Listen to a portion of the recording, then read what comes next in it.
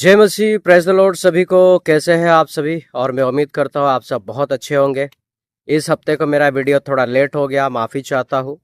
कुछ काम की वजह से मैं डिले हो गया था। कुछ इंटरेस्टिंग वीडियो मैं आप सभी के बीच में लेकर आया हूँ, और ये वीडियो देखने के बाद आपको बहुत कुछ पता चलने वाला है। तो हमारे भारत देश में संविधान है, और जिसको कॉन्स्टिट्यूशन कहते हैं इंग्लिश में।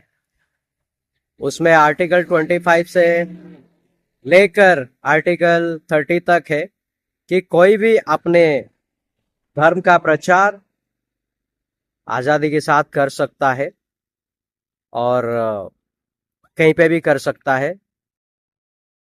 उसे कोई रोक टोक नहीं होती, उसे कोई इशू नहीं होता। लेकिन आज मैं ये आर्टिकल की बात इसलिए कर रहा हूँ ना, भारत देश में क्रिश्चियन है तो सही, और ये आर्टिकल 25 टू 30 जो है, ये सिर्फ किताबों में ही रह गया है अपने रिलीजियस को प्रचार करने का और लोगों के बीच में कहने का। ये सिर्फ और सिर्फ कॉन्स्टिट्यूशन में रह गया है। और कहने को तो हम सब डेमोक्रेसी में रहते हैं, और हमारा भारत देश डेमोक्रेसी है, लेकिन भारत देश में अभी भी डेमोक्रेटिक जैसा काम नहीं हो रहा है क्रिश्चियन लोगों के साथ। खास करके मैं आज ये सब इसलिए कह रहा हूँ ना, कि कहीं पे भी क्रिश्चियंस प्रचार करते हैं, वहाँ पे लोग जाकर उनके साथ बदतमीजियाँ करते हैं, उनको मारते पीटते, चर्च को तोड़ देते हैं, और क्रिश्चियंस पलटकर उन्हें जवाब तक नहीं देते हैं। लेकिन अगर उसी जगह बाकी और रिलीजियस की अगर बात करेंगे, तो उन सभी का मंदिर जो है कनाडा में है, लंदन में है, अमेरिका में है, जितने भी यूरोप की कंट्री है वहाँ पे आपको मिलेंगे। और अभी रिसेंटली इस्कॉन जो ऑर्गेनाइजेशन है इंडिया का, उसने इजराइल में जहाँ पर 7 अक्टूबर का वाकया हुआ था, जो एक्सीडेंट हुआ था, वहाँ पर उन्होंने एक बहुत बड़ा कॉन्सर्ट किया था। और अभी तेल अवीव में, जो इजराइल का तेल अवीव है, वहाँ पर एक हिंदू शहर बसाया जाने वाला है।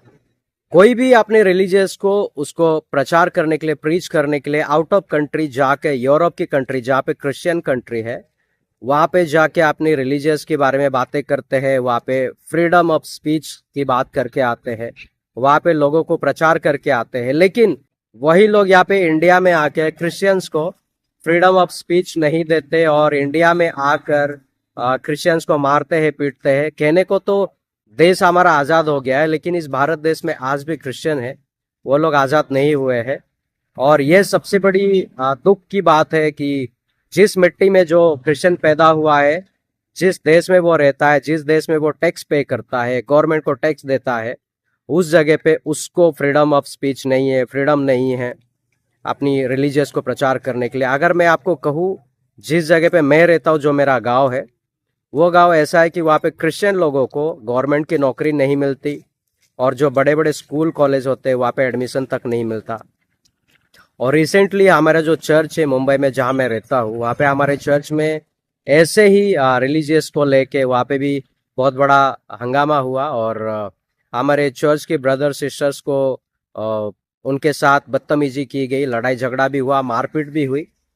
और ऐसे सिर्फ मेरे गांव में या फिर मुंबई या फिर महाराष्ट्र में नहीं, ऑल इंडिया में हो रहा है। और हर कोई कहता है कि हम सब साथ साथ रहते हैं, हम सब हिंदू सिख मुस्लिम ईसाई सब भाई भाई है। लेकिन ये सिर्फ और सिर्फ कहने के लिए होते हैं, लेकिन जब काम आता है तो वही सब पलट कर भेड़िए की तरह काटते हैं, भेड़िए की तरह मारते, और सर्प की तरह डसते हैं। तो ये आज मैं ये वीडियो इसलिए बना रहा हूँ कि कई दिनों से ये बात मेरे दिल में खटक रहा था कि ये एक वीडियो में आप सभी के बीच में लाना चाहता था। और जो भारत देश में जो अपने आप को सो कॉल्ड कहते हैं, वो लोग जो कहते हैं कि हम डेमोक्रेटिक कंट्री में रहते हैं, हमारा भारत देश लोकतंत्र है, लेकिन यहाँ पे ऐसा कुछ नहीं है। आप लोगों ने देखा होगा, जो छत्तीसगढ़ में 2 नन को धर्म परिवर्तन करने की उनको केस हुआ था, और उनको जेल भी हुई थी। अभी जस्ट कुछ दिन पहले वो सब रिहाई हुए हैं। तो हमारे भारत देश में हर एक कोने में ये सब हो रहा है, और हर कोई ये इल्जाम लगाता है कि क्रिश्चियन जो है वो लोगों का धर्म बदलते हैं और लोगों को उसकी धर्म से उसको कन्वर्ट करके लेके जाते हैं। लेकिन मैं एक चीज यहाँ पे कहना चाहता हूँ, अगर क्रिश्चियंस ऐसा करता है, धर्म बदलते हैं, तो आप उसकी डेट ऑफ बर्थ सर्टिफिकेट दे सकते हैं, उसके स्कूल की सर्टिफिकेट दे सकते हैं, उसकी जो भी आधार कार्ड, पैन कार्ड या फिर उसकी राशन कार्ड, वोटर आईडी जो भी है, उसका नाम, उसकी पहचान वही रहती है। वो सिर्फ और सिर्फ क्रिश्चियनिटी को एडॉप्ट करता है। एडॉप्ट करने का मतलब यह है कि वो धर्म को अपनाता नहीं है, वो रहता है वही है, लेकिन उसके दिल में यीशु मसीह होते हैं, उसके दिल में क्रिश्चियनिटी होती है। और इस देश में अगर कहा जाए हॉस्पिटलिटी और एजुकेशन के मामले में सबसे ज्यादा अगर कोई बढ़ चढ़ के हिस्सा लेता है तो वो क्रिश्चियंस लेते हैं। और आज अगर ये देश में पढ़ाई लिखाई अगर ज्यादा बढ़ी है तो मेरा मानना ऐसा है कि क्रिश्चियंस की वजह से ये सब कुछ हुआ है। तो जिस देश में क्रिश्चियंस रहते हैं और यहाँ पे अगर वो पैदा हुए हैं तो उनको फ्रीडम ऑफ स्पीच की ज़रूरत है, उनको उनकी राइट्स उन्हें मिलना चाहिए। और जो राइट्स यहाँ पे मिल नहीं रहा है, ये बहुत बड़ी दुख की बात है और बहुत ही ये इंसान को तकलीफ देता है। और ये सारी चीज़ें जो है ये हमारे भारत देश में नहीं होना चाहिए, क्योंकि भारत देश में क्रिश्चियंस माइनॉरिटी है और मुस्लिम सेकंड मेजोरिटी और हिंदुइज्म जो है वो फर्स्ट मेजोरिटी है।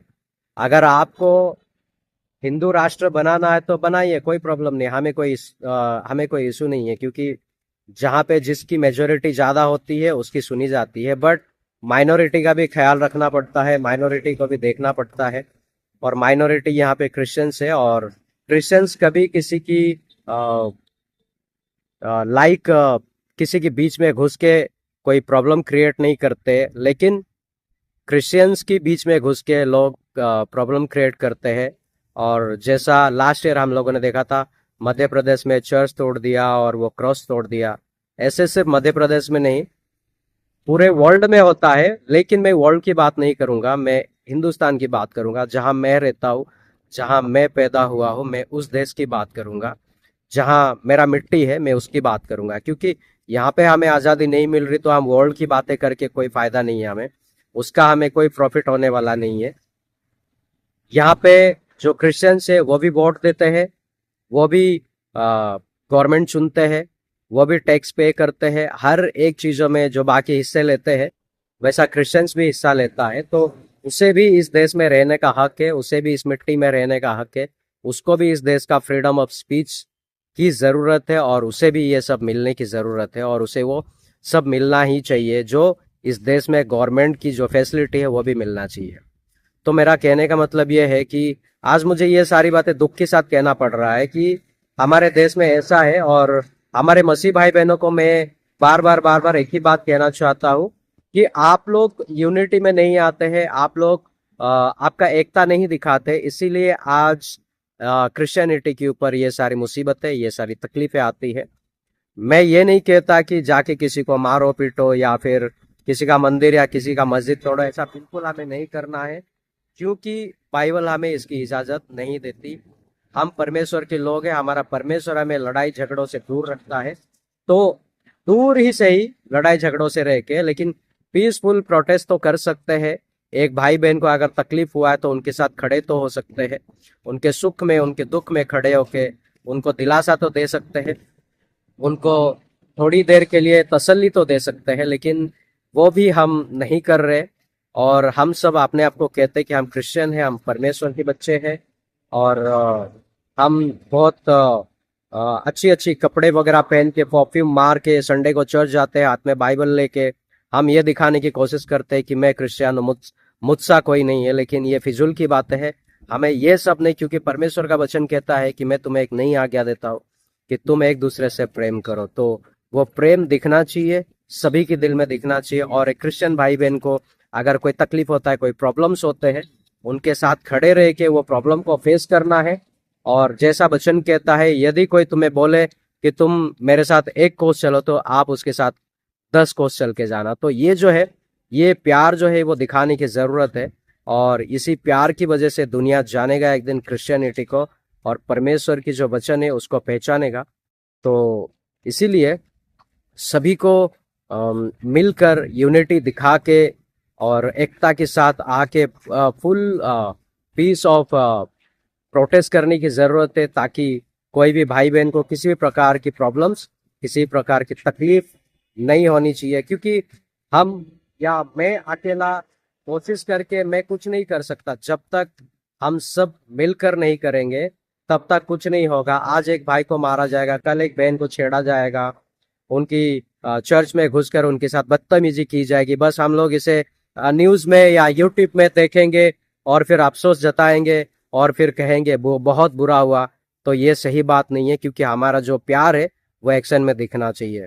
तो ये था मेरे दिल से कुछ बातें। हो सकता है ये बात को लेके बहुत सारे भाई बहनों को आज जो मैंने कही है बहुत तकलीफ होगा, बहुत ठेस पहुंचेगा, लेकिन तकलीफ और ठेस को अगर हम पकड़ के बैठेंगे तो लाइफ में आगे नहीं बढ़ सकते।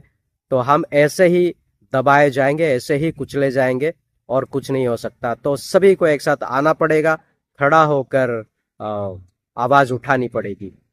तो थैंक यू सो मच। और मैं उम्मीद करता हूँ ये वीडियो आप सभी को अच्छा लगा होगा, और अच्छा लगे तो इसे शेयर जरूर करना और कमेंट करना, और हमारे चैनल में नए हो तो चैनल को सब्सक्राइब जरूर करें।